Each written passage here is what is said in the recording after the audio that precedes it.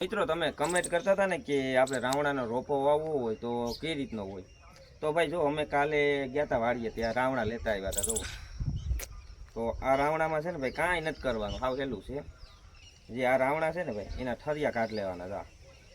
જે આપણે ગમે કે મોટો રાવણો છે કે અથવા ઈડો રાવણો હોય કે આપણે મોટું ફળનો રાવણો બનાવવો છે તો મોટો રાવણો ગોતીને ભાઈ આ રીતના ઠરિયાના ભેગા કરી લેવાના. આ રીતના ઠરિયા કાઢી ને જો અહીંયા બતાવી દઉં ને તો આપણે છે ને આ કલમ હું પોર નાખેલી હતી. પોર છે ને ભાઈ જો આપણે નાખેલી હતી ને ઉગી ગઈ છે આપણે જાણીએ.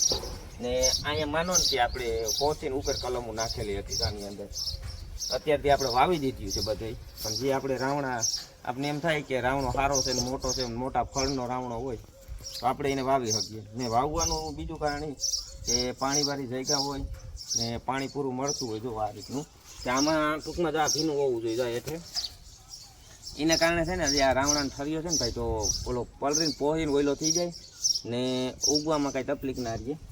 તો જો તમને જે આ રાવણા જે આ વાવેલા છે ને તો પેશલ અસર મસ્ત એવી કલમો થઈ ગઈ ને આપને એમ થતું હોય ને કે રાવણો નાના માલનો થાય મોટા માલનો થાય તો ભાઈ આ પાંદ ઉપર છે ને ખબર પડી જાય. તો આ પાન જે મોટા બતાવું ને તો આ રાવણો છે ને ભાઈ મોટા માલનો છે ને જે અહીંયા એમ નાના હતા તો ભાઈ અહીંયા નાના ઝાડનું હતું એ અમે કાઢી નાખ્યો કેમ કે ઓટોમેટિક ખબર જ પડી કે રાવણો ઝીણા માલનો થાય કે મોટા માલનો થાય. જે આ રાવણા છે ને ભાઈ આ પાંદ ઉપર ખબર પડી જાય. પાન જેવડા મોટા હોય ને ભાઈ એવડો જ રાવણો મોટો થવાનો છે. તો હું તમને છે ને આની પહેલાં વાવવાની પ્રોસેસર તમને કહી દઉં. તો તમે કમેન્ટ કરતા ભાઈ તમે રાવણા કઈ રીતના કલમું વેચો છો, કલમું નથી વેચતા. ભાઈ આમ વેચતા નથી પણ કઈ રીતના વવાય ને એ તમને હું કહી દઉં. તો જો ભાઈ આને અમે અત્યારે તો છે ને ભાઈ કાંઈ નથી કરતા. અત્યારે પોર અમે જે સાલમાં છે ને ભાઈ આ કુંડું છે ને આખું રાવણાનું ભરી દીધું હતું અમે. ને માથે આવી પોસી એવી ધૂળ હોય ને આ ખાતરવાળી એ અમે માથે છે ને ભાઈ આ રીતના રાવણા નાખીએ ઠરિયા કાઢી નાખ્યા હતા. પછી આ રીતના નાખીને પછી અમે વાવી દીધે તે આ રીતના. ને રાવણો છે ને ભાઈ હાવ હુકા ગયેલ ના હોવો જોઈએ. ટૂંકમાં છે ને લીલો રાવણો હોવો જોઈએ, ઠરિયો લીલો હોવો જોઈએ આપણો. કેમ કે રાવણો ફૂંકાઈ જાય ને ભાઈ તો એ ઠરિયો મજબૂત થઈ જતો હોય એટલે એના કારણે છે ને ભાઈ ઉગતો નથી. એ તમારી કમેન્ટ ઘણી હતી કે ભાઈ તમે રાવણા વેચો છો કઈ રીતના વેચો, કલમું વેચો. તો ભાઈ એમ કલમું નથી વેચતા પણ અમે લોકો પણ છે ને ભાઈ રાવણા પૈસા દઈને રાખીએ ને પછી ઉતારીએ.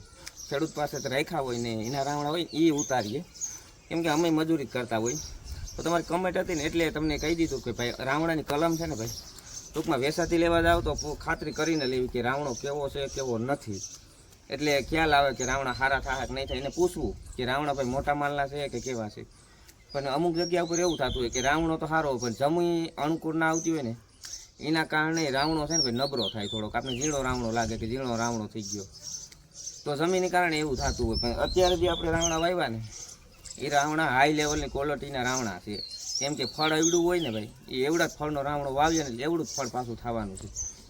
જે આગળ બતાવું તમને કે આપણે પહેલાં કેવો રાવણો વાવ્યો હતો નહીં. હાલો મારા ભેગા આવે. તો ભાઈ જો એક નાની રોપાની કલમ આપણે અહીં નાખેલી છે. જો અત્યારે આ રોપાની કલમ કેવડી થઈ ગઈ આપણી હાઈટ બરોબર છે. આ 1 વર્ષની છે. જો આ અમે પોરે અહીંયા નાખેલી હતી અમે વાવેલી છે. તો આ 1 વર્ષની કલમ છે. જો આ મોટા માલની છે. કેમ કે જેમ ફળ મોટું ને એમ રાવણો સારો થાય. તો તમને હજુ બતાવી આ બધું આવો. તો જે આ કલમ નાખેલી છે ને ભાઈ આપણે જુઓ તો આ પણ ઈ જ છે ને આ છે ને ભાઈ સારું. જો આ ડાયર કેવી છે જો આ 1 જ વર્ષની છે. ટૂંકમાં આ 3 થી 4 ને 5 વર્ષની વૈચારે રાવણા છે ને ભાઈ આવવા મને જો આ કલમોમાં. કેમ કે જેટલું આને પ્રોત્સાહન મળે ને ભાઈ એટલો ફાયદો અત્યારે આને. હું તમને હજુ જગ્યા ઉપર લઈ જાઉં કે ત્યાંના રાવણા કેવા છે ને કેવા નથી ને. કેમ કે એ ઝીણા માલનો રાવણો છે. હું તમને બતાવું કેવો છે.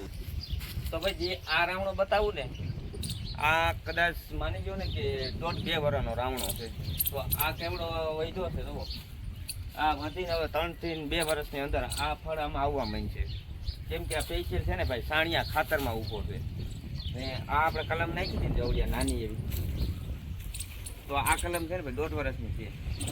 જે આપણે અહીંયા વાવેલી કેમ કે અથવા આપણે રાવણા ખાધેલા હોય ત્યાં આ ઓટોમેટિક થઈ છે. આ કલમ આપણે વાવેલી તો તમને લઈ જાવ કે જે ઝીણા માલનો રાવણો કેવો હોય ને એ તમને બતાવી દઉં. તો ભાઈ તમને જે ઝીણા માલના રાવણા કીધું ને તો એના પાન છે ને ભાઈ પાનથી વળતા જાય ઓટોમેટિક. જો આ રાવણો છે ને ભાઈ તો નાનો રાવણો થાય, સલણિયા રાવણા. કેમ કે ખાવામાં ખાટા મીઠા ને મીઠા બહુ જ હોય આ રાવણા. જે દેશીનું ફળ હોય ને ભાઈ એ મોટું હોય ને એ ખટમરું હોય ને મસ્ત હોય.